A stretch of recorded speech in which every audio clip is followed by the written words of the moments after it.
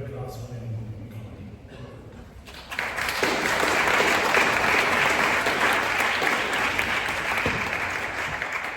Thank you. Hello everybody. My name is Maura.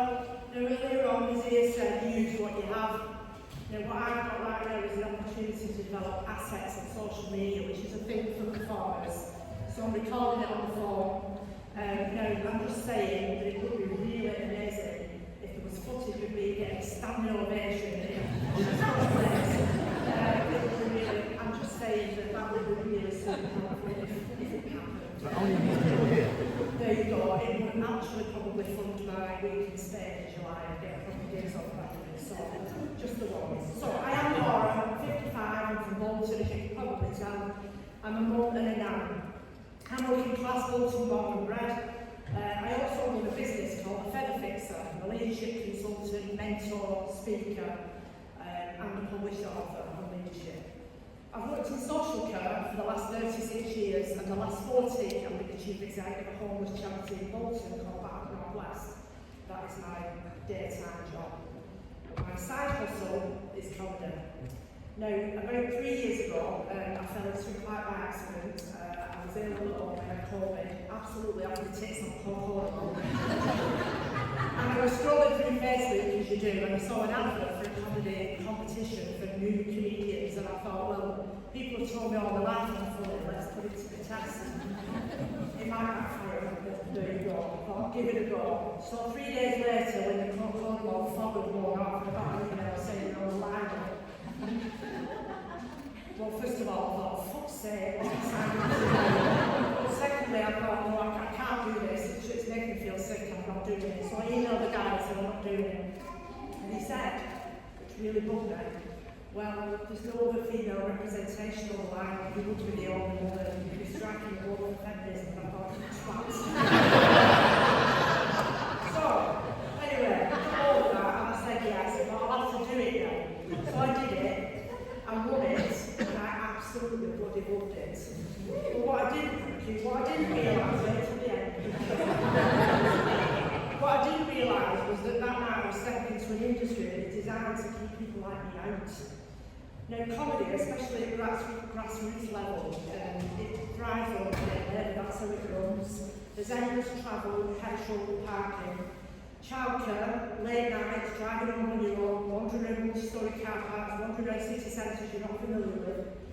And sometimes, very often, pressure to do car shows with people you don't know. Now, I've done a few because I'm a kind person, I'm not most of them. But a couple of people I've had in the car and just thought, I can't wait for this person to get out, it's not good. They probably got to say about busy for them. But stage time is currency, and you buy a minute time, you should have if you're working class. Now, I've done over 300 gigs in the last 3 years, on top of a full-time job, on top of setting up a new business, raising my 2 grandchildren in London, they're 15 and 8. I've paid babysitters more than I've ever earned in comedy. I once did a 10-hour road trip to London to do 5-minute stage time at the Comedy Store because I thought I would get an asset. And I thought it'd be really good. I got gonged off after 1 minute 41 and I was fuming. I had to drive up there crying and thought, this is like self-harm. Why do I keep doing this? It's ridiculous. It cost me 90 quid.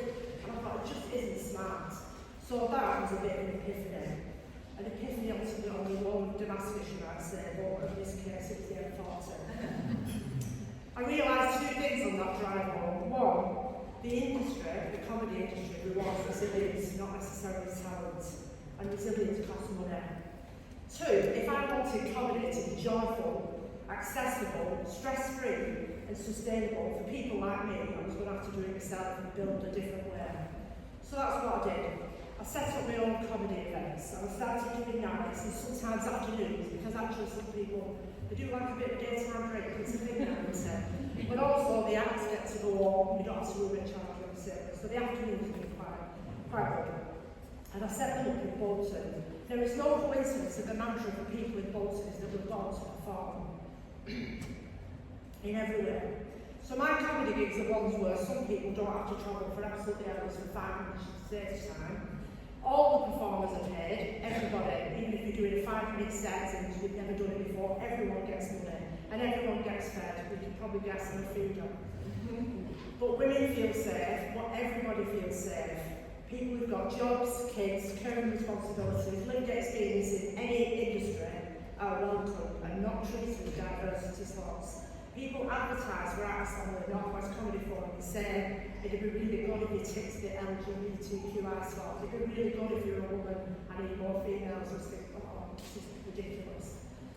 Have I had pushback?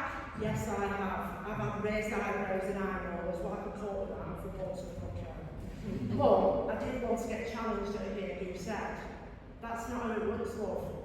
You've not earned the right to run your own comedy night, you've not earned enough stage time. I said, don't love me, dickhead.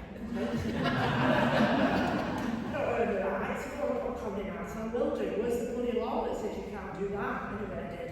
Well, the implication was that, you know, if you haven't suffered enough, or travelled enough, or gone broke enough, then somehow you've not earned the right to perform.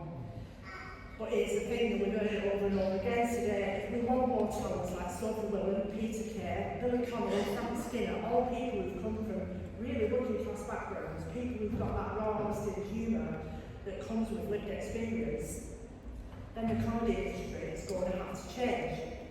Now, did you know it would cost anything up to £7 grand to be able to perform at the Edinburgh Fringe? I spoke to a comedian on Saturday who said he can only afford to do it every alternate year because he has to save up and then take a month's leave to be able to perform from work.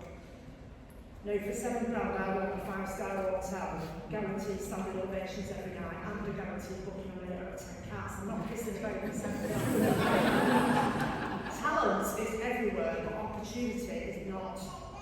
So I'm not waiting to be let in the door. I've blown the doors off and I'm going to go open. What I'm doing, I think, was quite small, and I've not seen many more examples of it. I have seen some, don't get me wrong, but what I'm doing is definitely intentional, despite it emerging from the fact that I was knackered and skint. Because widening participation in this sector is not about lowering standards, it's about removing barriers that didn't need to be there in the first place. Now, comedy, in my opinion, shouldn't be pay to play. That isn't a scene, it's a scam. Now, I didn't mention at the beginning, I'm also an Ofsted inspector, newly qualified as of last Friday. So this is it, but I'm an Ofsted inspector. So I would like to confirm that my overall rating for this industry requires improvement. And I'll be back in 6 months to see if you've done anything about it. Thank you.